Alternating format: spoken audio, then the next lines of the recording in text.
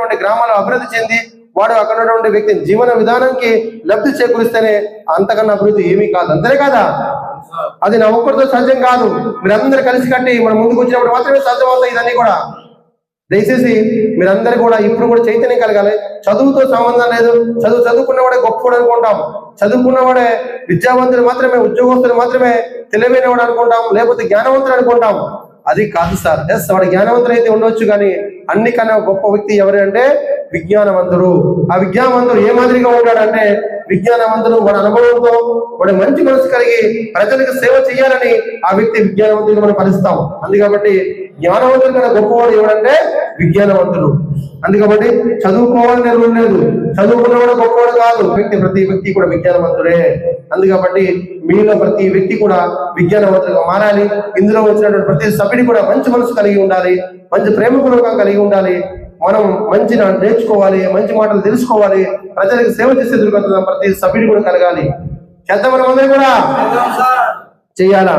ఎందుకంటే ఇది సిస్టమ్ ఒక సిస్టమేటిక్ గా, ఒక ప్రణాళికబద్ధంగా ప్రతిదీ కూడా ఇక్కడ ఏర్పాటు చేసాం. మనిషికి కావలసినటువంటి అవసరాలు ఏదైతే ఉంటుందో ఆ మాదిరిగా ఈ ట్రస్ట్ అనేది ఉంటది.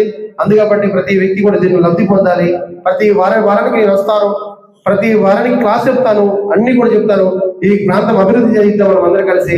అప్పుడు మాత్రమే మనము ఏం చేస్తాం, మనమంతా కూడా ఆనందం అనేది ఏర్పడతాయి. అంతేనే కదా? అందుకబట్టి మీరందరూ కూడా దయచేసి ప్రతి వారానికి రావాలి. ఎందుకంటే హాజరు ఉంటుంది, ఇక్కడ సిస్టమేటిక్ గా ఉంటుంది. మీరు ఎవరైతే ఇక్కడ ఉంటున్నారో ప్రతి సభ్యులు కూడా హాజరు ఉంటుంది. ఉదయం 11 గంటలకు హాజరేస్తారు, హాజరు గంటలు కంపల్సరీ ఉండాలి.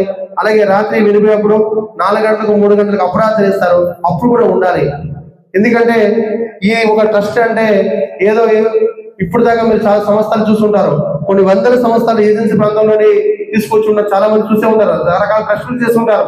ఆ ట్రస్ట్ అంతా కూడా పనిచేసే వాళ్ళు ఎవరంటే ఆ ఫౌండర్ అయినా చైర్మన్ అయినా కూడా నాన్ ట్రైబ్ పీపుల్ అయి ఉంటారు తప్ప మన ఎస్సీ పీపుల్, మన ఆదివాసులు అనే వారు ఎవరికి కూడా ఉండరు. నాకు తెలిసినంతవరకు అందరు కూడా చాలా సంస్థలు, వందల సంస్థలు ఉన్నాయి, రకరకాల సంస్థలు ఉన్నాయి. ఆ సంస్థల్లో ఉన్నటువంటి చైర్మన్ అయినా ఫౌండర్ అయినా ఎవరంటే నాన్ ట్రైబల్ పీపుల్ మాత్రమే ఉంటారు. కానీ ఈ వ్యవస్థ ఒక చైర్మన్ అయినా, ఒక ఫౌండర్ అయినా, ఇక్కడ పనిచేసే మెంబర్స్ అయినా, వైస్ చైర్మన్ అయినా, లేకపోతే ప్రతి సభ్యుడు కూడా ఆదివాసులే, ఎవరు కూడా వేరే వాళ్ళు లేదు. ఎందుకంటే ఇక్కడ ఉన్నటువంటి ఏదైతే గుర్తు శిక్షణ ప్రాంతంలో ఉన్నటువంటి ప్రాంతాల్లో పూర్తిగా పూర్వదీపు చట్టాల ప్రాంతంలో రాజ్యాంగంలో ఏదైతే పొందుపరిచారో 1/7 ఎకర్ ప్రాంతంలో, ఈ 1/7 ఎకర్ ప్రాంతంలో పూర్తిగా ఎవరు పాలించాలన్నా కూడా ఆదివాసులు మాత్రమే ప్రత్యేకమైనటువంటి హక్కులు చట్టాలు అనేది ఉంటది. కానీ ఇప్పుడు దాన్ని మన పాలకులు దాన్ని తుంగలు తొక్కేసి పూర్తిగా ఓ సంస్థకు అధినేత అయినా ఏనికైనా పాలించాలంటే అది నాన్ ట్రైబ్ చేయడానికి రైట్స్ లేవు. అయినా కూడా పూర్తిగా రకరకాల సంస్థలు తీసుకొచ్చేదంతా కూడా ఎవరు నాన్ ట్రైబ్ తీసుకొచ్చి మనకు ఓన్లీ అక్కడ పనిచేయడానికి మాత్రమే మనకు అవకాశం ఇస్తారు. అక్కడ ఏంటంటే వాడు ఇచ్చేటటువంటి 5,000, 6,000, 10,000 రూపాయలకి అక్కడ మాత్రం పనికి మాత్రమే మనం ఉంటారు తప్ప ఎవరికి కూడా ఒక చైర్మన్ కానీ ఒక పెద్ద స్థాయిలో ఉన్న వ్యక్తులు ఎవరు కూడా మనం ఉండరు. అప్పుడు బాధ అనిపిస్తుంటది ఒకసారి. అందుకబట్టి ఆ విషయాల్లో ఎవరు కూడా మా నాయకులు కానీ, ఉద్యోగ సంఘాలు కానీ ఎవరు కూడా ప్రశ్నించరు.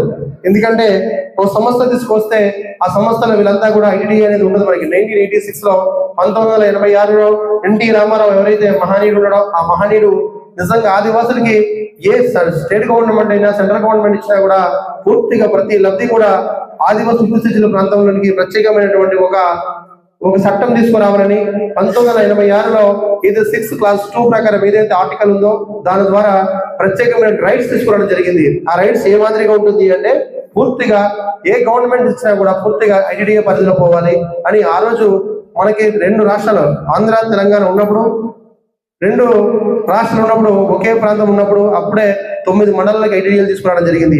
ఆ ఐటీడీఏలు పూర్తిగా ఆదివాసులకు వచ్చినటువంటి ప్రతి పనులు కూడా ఆదివాసీ వ్యక్తివే అక్కడ నాయకుడిగా ఉండాలి, ఆదివాసీ వ్యక్తివే అక్కడ పాలించుకోవాలని ప్రత్యేకమైన రూపకల్పన చేసినా కూడా ఇప్పుడు అంతా కూడా ఏ ఐటీడీఏలు పోయినా కూడా అంతా కూడా మైదాన ప్రాంతం వాళ్ళు ఉంటారు తప్ప మన వాళ్ళు ఎవరో ఒకరు ఇద్దరు ఉండే పరిస్థితి. కానీ ప్రతి డ్రైవర్ అయినా ప్రతి వ్యక్తి కూడా నాన్ డ్రైవ్ పీపుల్ ఉంటారు. ఓన్లీ అక్కడ ఐటీడీఏలో పోతే మన వాళ్ళు ఎవరైనా ఉంటారు, అక్కడ మన వాళ్ళు ఉంటారు ఎవరైనా కూడా, ప్రతి వ్యక్తి కూడా వాళ్ళే ఉంటారు. కారణం ఇదంతా కూడా మన పాలకులు చేసే దుర్భరమైన చర్య, వాళ్ళ వల్ల ఇదంతా కూడా జరుగుతుంది. అందుకబట్టి మనం అందరం కూడా చైతన్యం పొందాలి.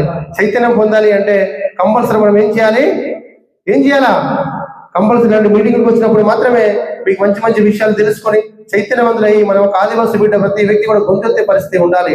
వినడం కాకుండా ప్రతి సభ్యుడి కూడా ఇక్కడికి వచ్చి మాట్లాడే పరిస్థితి రావాలి.